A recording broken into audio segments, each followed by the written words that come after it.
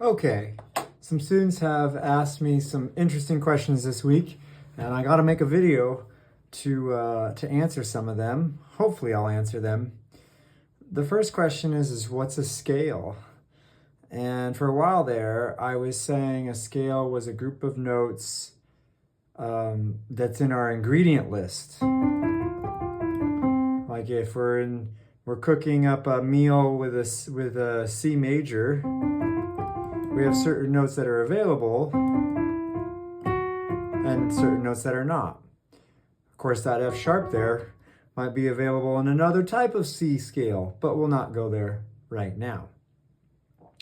So yeah, and now I'm just kind of saying a scale is a group of notes that sound good together. Great. Keep it simple.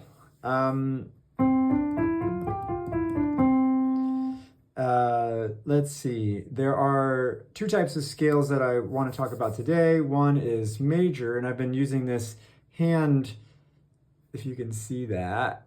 Yeah, this hand symbol where we've got a whole step and a whole step and a half step and a whole step.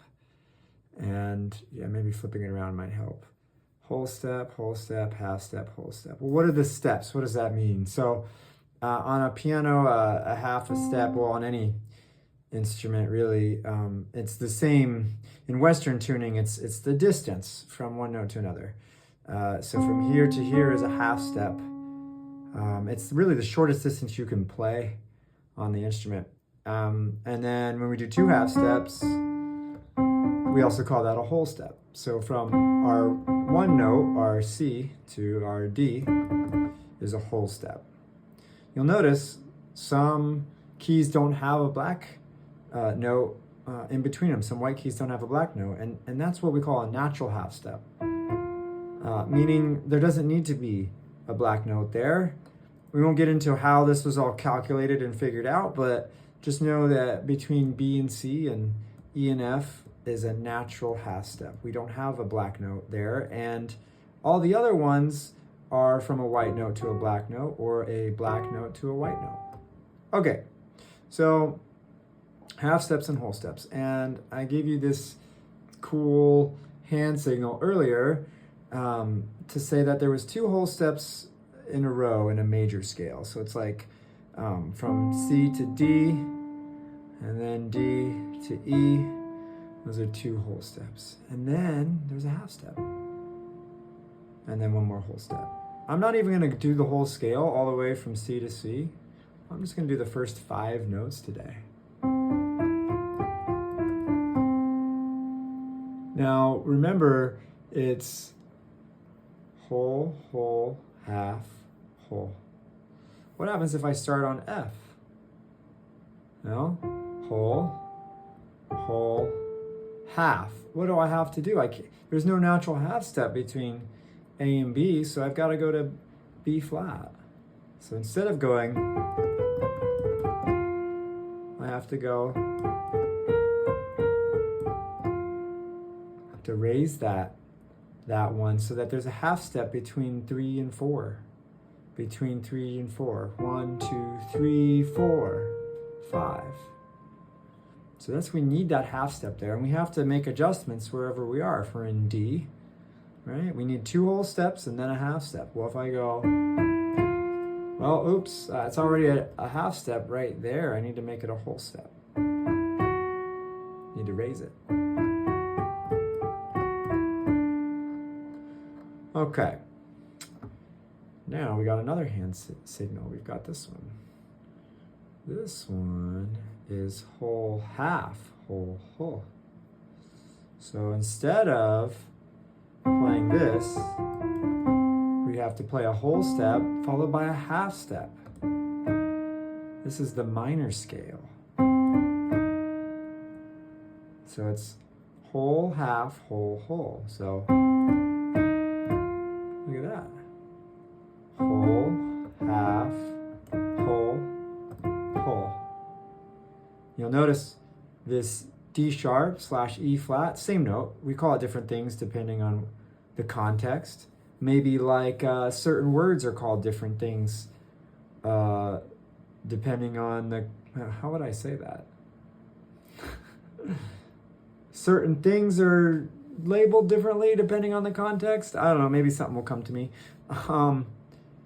This from this D sharp to the F natural is 2 half steps because there's not a black note here. So it's a whole step, right? So, and all together, we just changed one note. Here's our major, and here's our minor.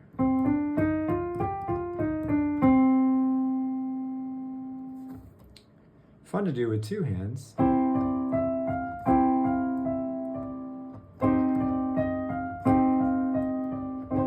Oh, that gets me into chords. So chords are fun.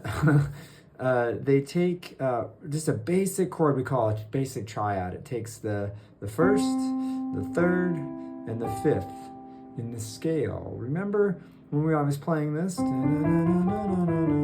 We can give them numbers. 1, 2, 3, 4, 5, 4, 3, 2, 1. And we can play the first, the third, and the fifth. And we got that nice sounding happy chord. And if we have a minor chord, guess what? We take the first, third, and fifth, but in a minor scale. Remember, the minor scale is... So then it's the first, third, and fifth in that scale. So now we have a minor chord. So that's how we're able to go...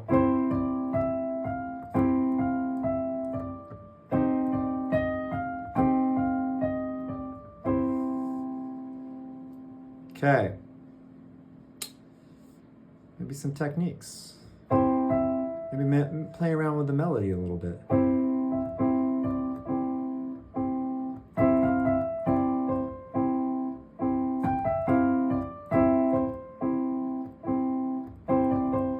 One good way to kind of get that independence is to 2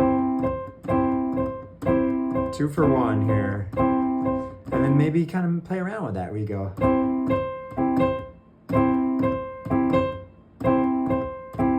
Or 1, 2, 3, 4, and 1, 2. You can kind of do all sorts of things with just one note and one chord. Eventually, you want to...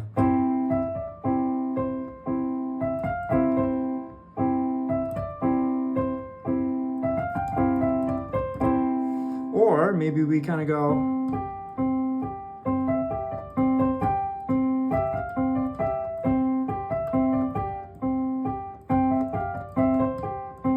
Now, of course, that's boring.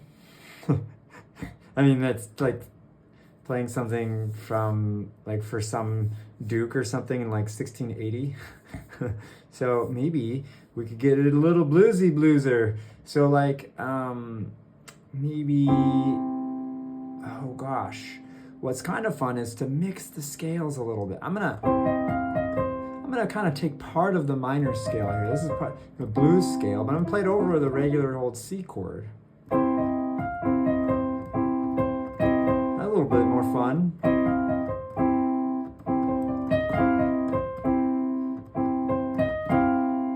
Check this out. Little F sharp there.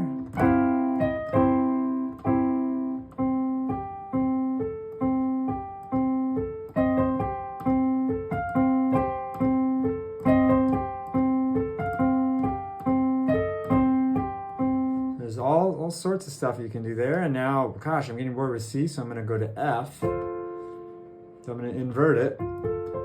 That's your F triad there. I'm just going to put the C on the bottom, so I don't have to leave. I don't have to leave my pinky there.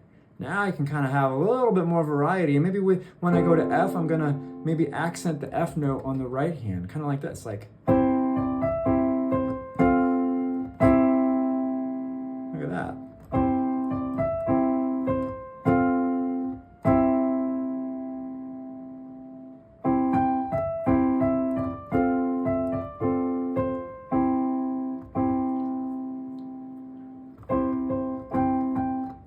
Let's see. Oh, no. You know that one. when I went to F, the F has an A in it, so I went to A here too.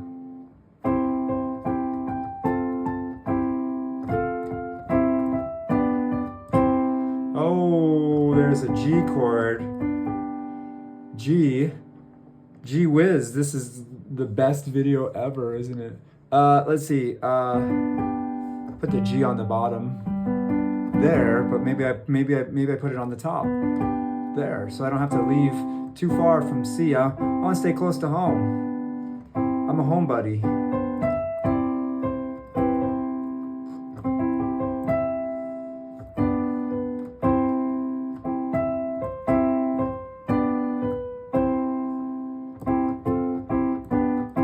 Look at all that, all around home. Okay, I think that's it. Have a good time, and we'll see you next time.